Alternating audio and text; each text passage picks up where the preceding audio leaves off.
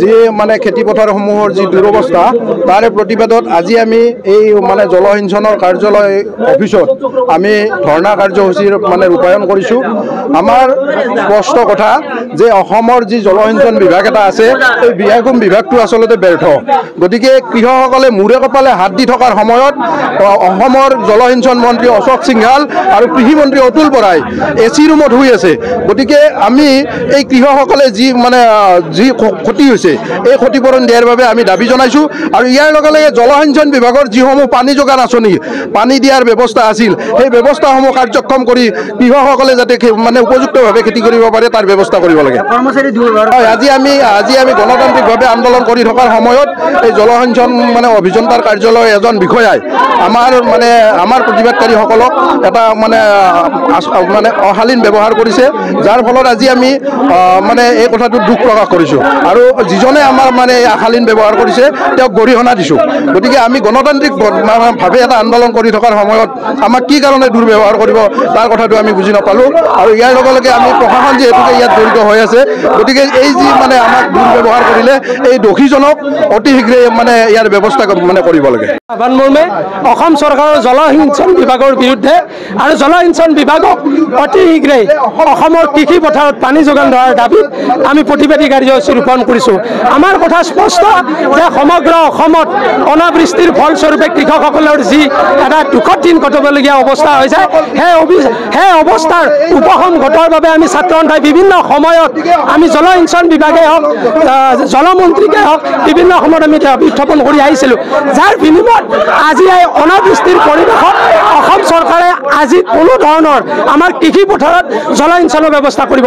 নলবাৰী জিলাৰ এইটো এটা জলসিঞ্চন বিভাগৰ এইটো এটা কাৰ্যালয়। এই কাৰ্যালয়টোত কোনো ধৰণৰ কৃষকৰ সম্পৰ্ক নাই। ইয়াত কেৱল মাত্ৰ কৃষক কৰ্মচাৰীসকলৰ আড্ডা চলে। ইয়াত কৃষক কৰ্মচাৰীসকলে খানা খায়। ইয়াত কৃষক কৰ্মচাৰীসকলৰ লগত কোনো কৃষকে এয়া আলোচনা কৰাৰ পৰিৱেশ নাই।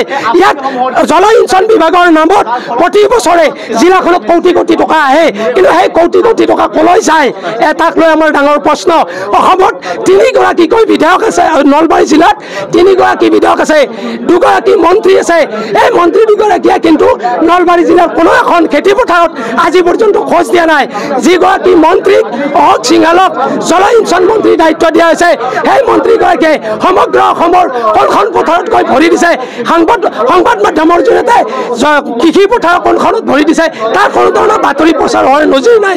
গতিকে আজিৰ এই প্ৰতিবাদস্থলীৰ জৰিয়তে আমি এটাই আহ্বান জনাইছোঁ যে কৃষকসকলৰ যি দুৰ্দশা এই দুৰ্দশাক অসম চৰকাৰে যিকোনো প্ৰকাৰে বুজিব লাগিব আৰু কৃষকসকলক এককালীনভাৱে হ'লেও আৰ্থিক সাহায্য দিব লাগিব, কাৰণ এতিয়া খেতি কৰাৰ সময় উকলি যাব। গতিকে অসম চৰকাৰে যদি অতি কম সময়ৰ ভিতৰত এই কৃষিভিত্তিক অসমখনত কৃষকৰ উৎপাদন নাথাকে তেনেহ'লে ছাত্ৰ সন্থাই ইয়াত জংগী আন্দোলন কৰিবলৈ আমি বাধ্য থাকিম। আজি ইয়াত আমি যেতিয়া গণতান্ত্ৰিকভাৱে প্ৰতিবাদ কৰিব আহিছোঁ ইয়াৰ কৃষক কৰ্মচাৰীসকলৰ কথা মই কৈছোঁ, তেওঁলোকে মাত্ৰ এই অফিচটোত খানা খাব জানে, মদ্যপান কৰিব জানে, ইয়াৰ পইচা কেনেকৈ হৰলুকি কৰিব পাৰি, কেনেকৈ দুৰ্নীতি কৰিব পাৰি সেই কথাৰ চিন্তাত থাকে। ইয়াত আমি গণতান্ত্ৰিকভাৱে প্ৰতিবাদ কৰিব আহিছোঁ। ইয়াৰ এজন বিষয়াই ইয়াৰ এজন কৰ্মচাৰীসকলে আমাৰ প্ৰতিবাদকাৰীক লৈ যি ধৰণৰ অভব্য আচৰণ কৰিছে সেই অভব্য আচৰণ কেতিয়াও ক্ষমা কৰা যোগ্য নহয়। গতিকে আমি দাবী জনাইছোঁ কোনো কাৰণতে গণতান্ত্ৰিকভাৱে প্ৰতিবাদ কৰা প্ৰতিবাদকাৰীসকলক লৈ আপোনালোকে ভেঙুচালি নকৰিব। আপোনালোকে চৰকাৰৰ কাম কৰি আছে, কিন্তু টকা যে আপোনালোকে কোটি কোটি টকা আত্মসাৎ কৰিছে বিভিন্নজনে, সেই আত্মসাৎ কৰা টকা এদিন নহয় এদিন আপোনালোকে হিচাপ দিব লাগিব। গণতান্ত্ৰিক আন্দোলনৰ প্ৰতি আপোনালোকে সন্মান কৰিবলৈ শিকক।